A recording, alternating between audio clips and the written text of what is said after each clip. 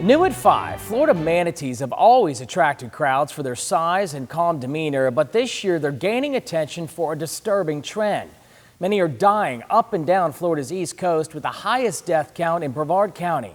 I looked at what's causing the immediate spike and why it could signal a bigger problem upstream.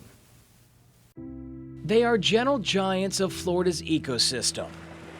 The manatee has always been a poster for promoting tourism, yet each year protecting this threatened species grows more problematic. I'm just so distressed that so many are dying. Dr. Edith Witter founded ORCA, Ocean Research and Conservation Association. She's heartbroken but not surprised. Manatees are in the middle of a die-off on Florida's east coast. So that's what the bottom of the Indian River Lagoon should look like.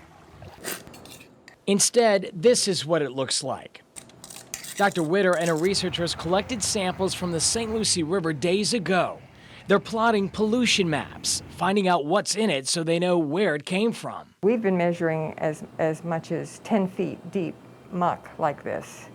And, you know, seagrass can't grow in it, and animals can barely live in it. Manatees survive off seagrass, and this year researchers are noticing less of it.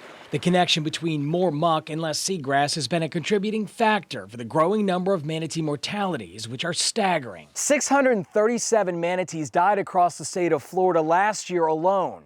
When you compare that number to this year, it is alarming. Already, FWC has recorded 613 manatee deaths just in the first 4 months of 2021. The number is growing daily. It means 6 manatees are dying each day this year. It's so bad, it's created an unusual mortality event. That means state and federal investigators are trying to figure out why. If manatees are dying in these numbers, just think everything else that has gone down before them. Dr. James Powell heads the Clearwater Marine Aquarium and has studied manatees for over 40 years. He confirmed many are starving to death this year because they can't find seagrass. And what's more troubling, seagrass depletion means something far worse is happening. If water quality is the problem, how do you fix the problem? Well, that's the problem, is the water quality issues are from a whole multitude of different sources. Researchers agree. A cascade of pollution that filters from backyard sewers, algae blooms, and discharges are slowly suffocating the cleanliness of our ecosystem. Stopping it at its source, they say, is key, and education is the only way to get there.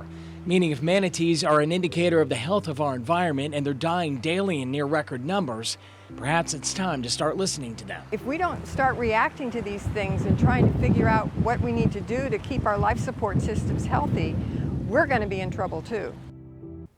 Now, Dr. Powell said in the last few weeks they have tracked manatees from Brevard County, the epicenter, which have traveled to Georgia for vegetation, and the thought is that more may be dispersing in order to survive. FWC is the lead response agency on this issue. We have links to FWC's response to their investigation, daily mortality stats, along with links to sites for you to learn a lot more. All of it at WPTV.com.